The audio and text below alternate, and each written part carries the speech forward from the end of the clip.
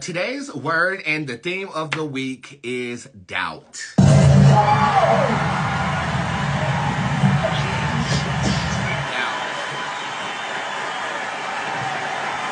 Doubt to me is defined as self-loathing, okay?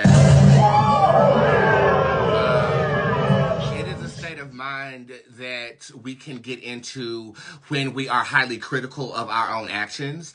It is spawned by comparison. You're comparing your journey to someone else's and you're doubting that you'll be able to have the same trajectory as them or the same accomplishments as them. It can be triggered by that. It can be triggered by your mental state. It can be triggered by isolation. Doubt. What does it mean to you? Let me know in the comment section what that means.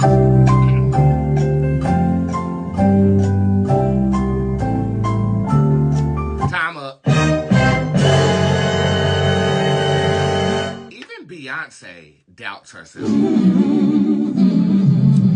Having doubt is very indicative that you're not a motherfucking android. You're a human being that has consciousness and feelings and ambitions and dreams, you know. People who sit at the top, the president of the United States, people running for the president of the United States, they have doubt, but what is it? How can we categorize it? How can we capitalize on it? Ursuline in my tarot card deck is the epitome of depression, self-loathing, and doubt. My way of conquering it is I actually have to develop a energetic frequency by it and express it artistically. That is my way of capturing the energy of doubt and transmuting that energy. Now, let me remind you, all energy is transmutable. If you're extremely angry, you can transmute that to be extremely passionate. If you're extremely nervous, you can transmute that to be extremely excited. If you're extremely unprepared, you can transmute that to not giving a goddamn. You know what I mean? And I love what Black Pearl just said. She said, doubt translates as fear. Correct. Correct. So I had a couple of triggering moments these past couple of weeks. And I feel I use this phrase, and I don't want you guys to get it twisted. Other people allowing the devil to use them to get to me. Is clockable, okay? And when I say that, it's typically people who don't have fortitude in my circle. You guys know I only fuck with my mother. I fuck with JoJo. I fuck with Keisha and Maya. And now my homegirl Tyler, who's back on the team, right?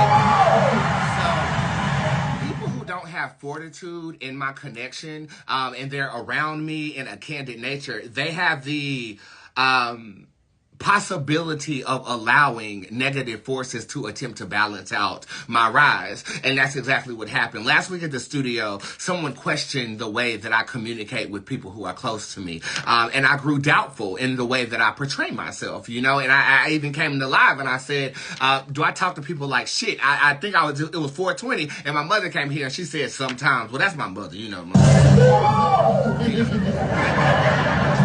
And let's be clear, me and my mother just got back on good terms, so we're good. And of course, she's gonna say that way because as a Taurus, we do have a partial tongue.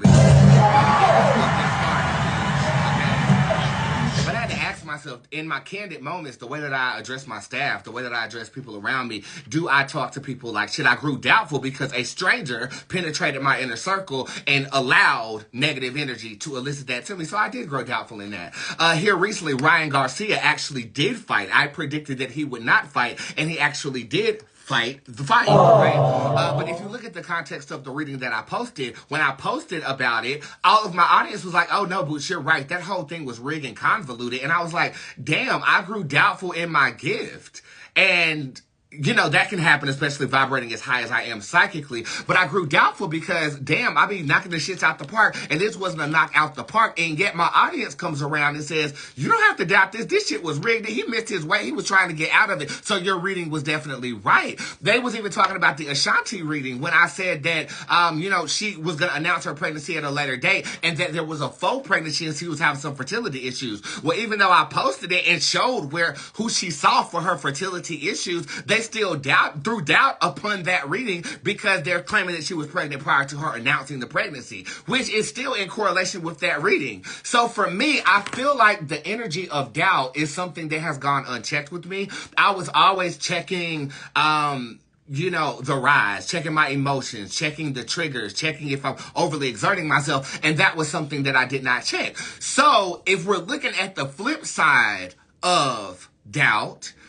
doubt causes you to self-reflect so that you can be better than what you were. See, God only allows the devil to fuck with you because he got something to teach. The devil ain't nothing but substitute teachers.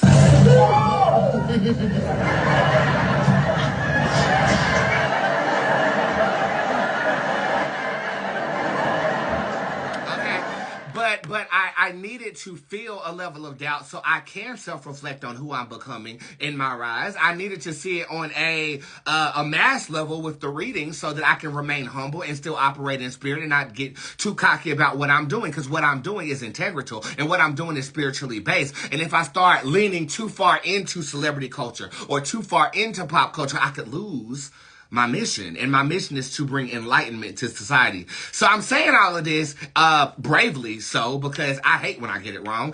But according to y'all, I didn't. Give me a 100% if you feel like I did.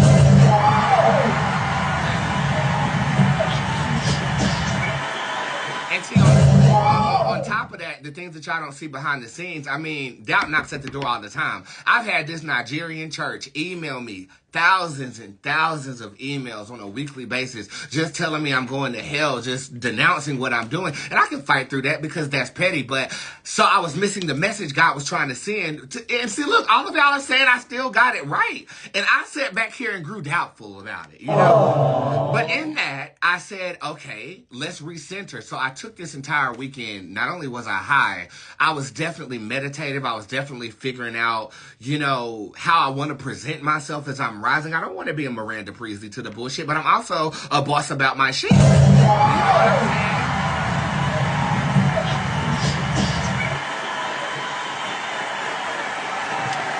saying? And then somebody says, I can tell that you're doubtful about your new Hollywood life. Yeah, but I've been called to rise. So in order to get there, we have to address those dust bunny demons in the closet that are administering our final lesson so that we can grow. If you've ever grown doubtful, ask God, why? Why am I experiencing this right now? And then cultivate a different energy that will perpetuate you and not hold you down. I mean, and the thing about me too is, I have to learn fast, right? Because I have a huge calling on my life. You'll see that I went from a breakdown to executing tasks to showing up every single day to re-choreographing how I'm doing things here to elicit a new energy. I do this at an exponential rate, first because of the slow down time incantation that's located on my website. So a day feels like a week to me sometimes, to be honest, because I'm always constantly mumbling an incantation in the back of my mind. It's kind of what us witches do. But I also have to lead by example. And if I'm going to do that, I mean, look at everything Jesus did in his livelihood. You see what I'm saying? I'm not saying that I'm Jesus, but me and Jesus dap up in the spirit as I am raising the deity of Bootz.